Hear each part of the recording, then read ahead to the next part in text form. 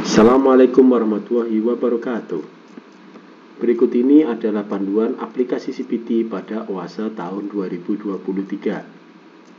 Terdapat 5 kompetisi atau 5 cabang pada OASE 2023 yang menggunakan aplikasi CPT, yaitu matematika, fisika, kimia, biologi, dan fahmil Quran. Peserta yang dapat mengikuti CPT OASE tahun 2023 telah mendaftar pada aplikasi pendaftaran OASE tahun 2023 dengan menginputkan NIM dan juga tanggal lahir. Peserta dapat masuk ke aplikasi CPT dengan menggunakan NIM atau kode pendaftaran yang sudah didaftarkan serta password berupa tanggal lahir yang sudah didaftarkan. Sebagai contoh, kita akan memasukkan NIM dan tanggal lahir dari peserta.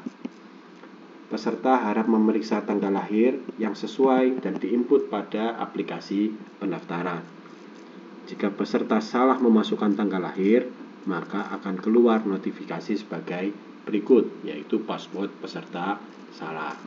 Sehingga peserta harus memasukkan tanggal lahir sesuai dengan yang diinputkan pada aplikasi pendaftaran. Format tanggal lahir yang digunakan yaitu 4 digit tahun, 2 digit bulan, dan 2 digit tanggal. Sebagai contoh, 2003-03-03. Jika peserta sudah merasa sesuai memasukkan kode pendaftaran atau NIM beserta password tanggal lahir, peserta dapat masuk ke aplikasi dengan mengklik tombol login. Setelah peserta mengklik tombol login dengan data tanggal lahir dan NIM atau kode pendaftaran yang sesuai, peserta akan masuk ke dashboard pada aplikasi CPT OASE tahun 2023. Di sebelah kiri aplikasi CPT OASE tahun 2023 terdapat profil peserta, yaitu foto, nama peserta, NIM atau nomor pendaftaran, kelompok atau lomba yang diikuti, serta wilayah dari peserta ujian. Di bagian bawah terdapat menu yaitu ujian, bantuan, dan keluar. Di bagian kanan terdapat kamera pengawasan, di mana pada aplikasi CPT OASE tahun 2023 perangkat peserta harus memiliki kamera, di mana kamera berfungsi sebagai pengawasan peserta ujian CPT OASE tahun 2023. Peserta harap memilih kamera atau menggunakan kamera yang berfungsi dan dapat merekam peserta pada saat pelaksanaan ujian. Jika terdapat foto atau kamera seperti ini, maka peserta diharuskan memilih kamera yang sesuai sehingga tampak wajah peserta sebagaimana yang tampil pada layar. Di bagian bawah terdapat rekam foto peserta dan kartu ujian. Peserta harap mengunggah foto peserta dan kartu ujian jika memiliki atau ID card, kartu identitas peserta seperti kartu pelajar, kartu mahasiswa, atau KTP sebelum memulai ujian. Di bagian tengah terdapat deskripsi ujian atau deskripsi lomba OASE tahun 2023. Di bagian bawahnya adalah laman ujian atau ujian yang harus dikerjakan oleh peserta. Di setiap ujian terdapat informasi jumlah soal, durasi, dan sisa waktu yang tersedia untuk pengerjaan soal. Di bagian bawahnya terdapat progres pengerjaan soal yaitu 0%. Di sebelah kanannya terdapat status pengerjaan soal yaitu aktif, dan di bagian bawah terdapat tombol mulai yang digunakan untuk memulai ujian. Peserta dapat mengklik tombol mulai untuk memulai ujian. Terdapat notifikasi ujian akan dimulai dan peserta diminta untuk mengunggah foto dengan ID atau kartu dengan mengklik unggah sekarang. Peserta yang tidak mengunggah foto selfie dengan kartu peserta atau ID card tidak dapat memulai ujian. Peserta dapat melakukan selfie atau rekam gambar dengan mengklik ambil foto, seperti yang dicontohkan berikut. Semisal peserta lupa membawa ID atau ingin melakukan foto ulang, maka peserta dapat mengklik foto ulang. Sebagai contoh, saya upload foto ulang saya ambil foto, kita tunjukkan ID-nya, kemudian jika sudah sesuai, kita klik simpan. Terdapat notifikasi foto berhasil diunggah. Jika foto berhasil diunggah, peserta dapat memulai ujian kembali dengan klik tombol mulai ujian. Maka terdapat notifikasi ujian akan dimulai dan akan tampak tombol pertanyaan pertama. Waktu akan dimulai jika peserta akan mengklik tombol pertanyaan pertama sebagaimana berikut.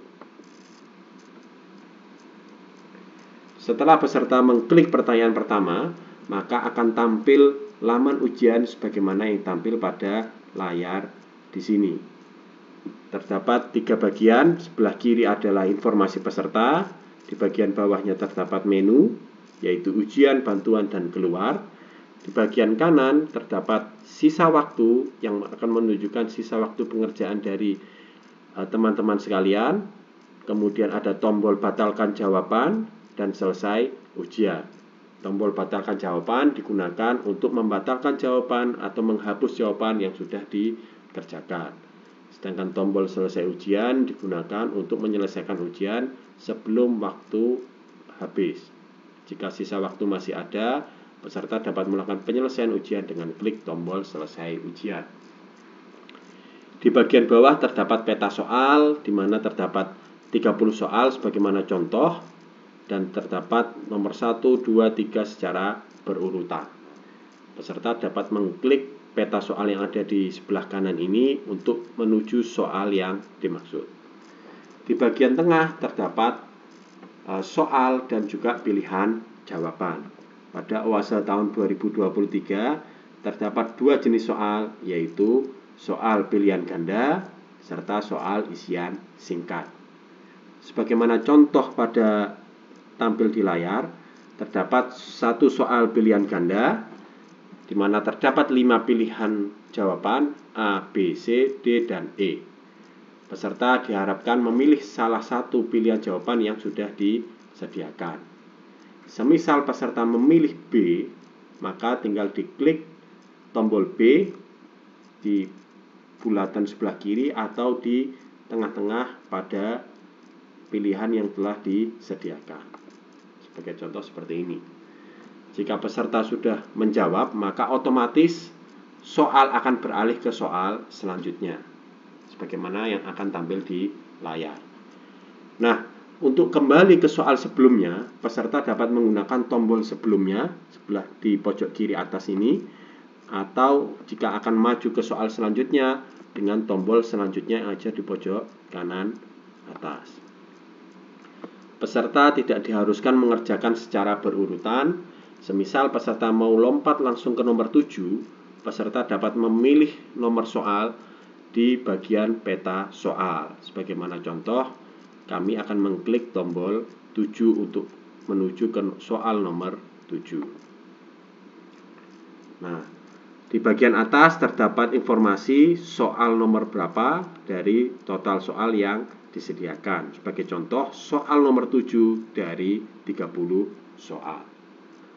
Di bagian bawahnya terdapat informasi progres jumlah soal yang sudah dijawab oleh peserta. Sebagaimana contoh, terjawab 1 soal dari 30 soal yang telah disediakan atau setara dengan 3%. Bentuk soal kedua adalah soal isian singkat, di mana terdapat 1 text box atau 1 input yang harus diisi oleh peserta untuk menjawab pertanyaan.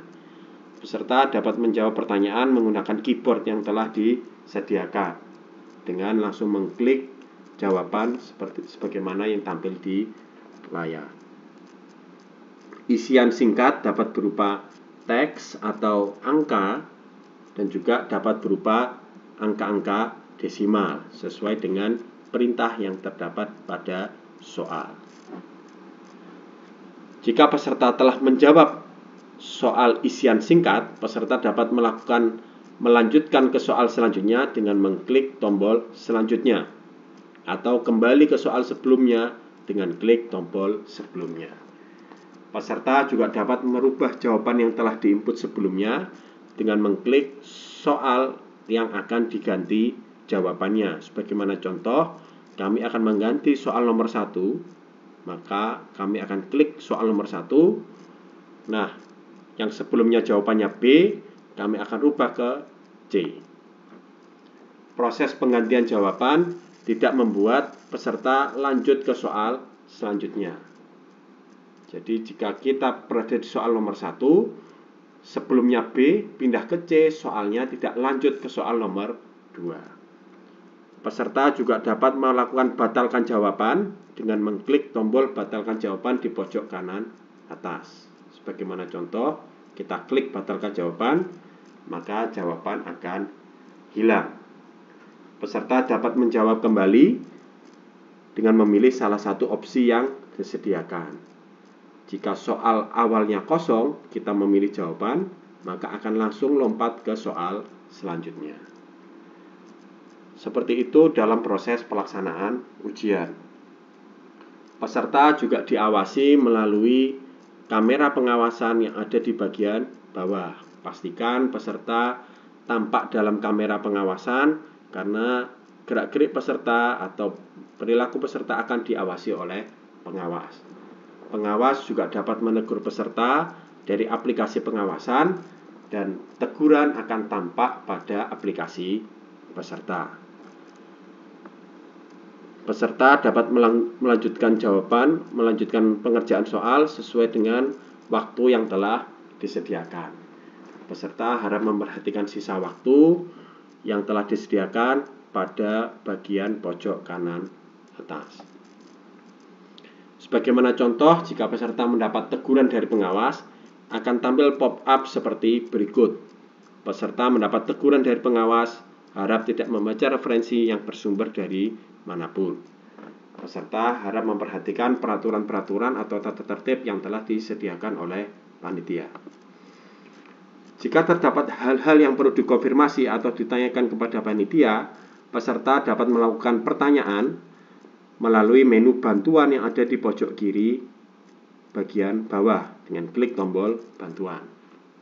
Sebagaimana contoh, ada pertanyaan yang akan dilakukan, misalnya jika sudah selesai,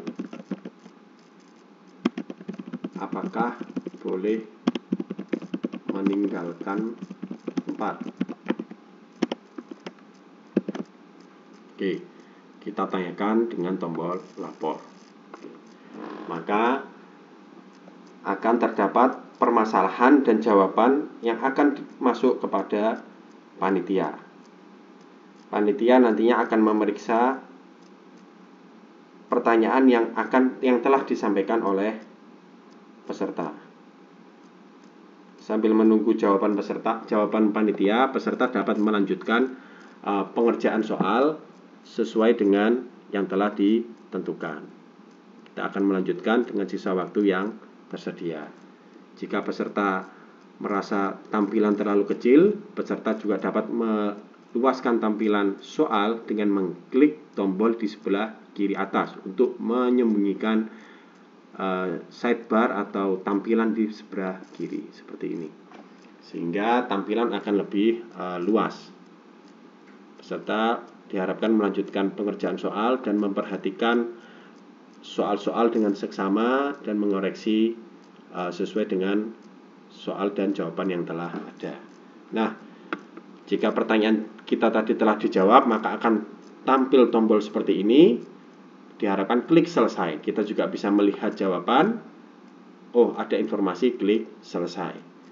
Nah, jika sudah ada informasi seperti itu, kita kembali lagi ke menu ujian. Jika kita sudah menyelesaikan semua soal, kita bisa klik selesai ujian.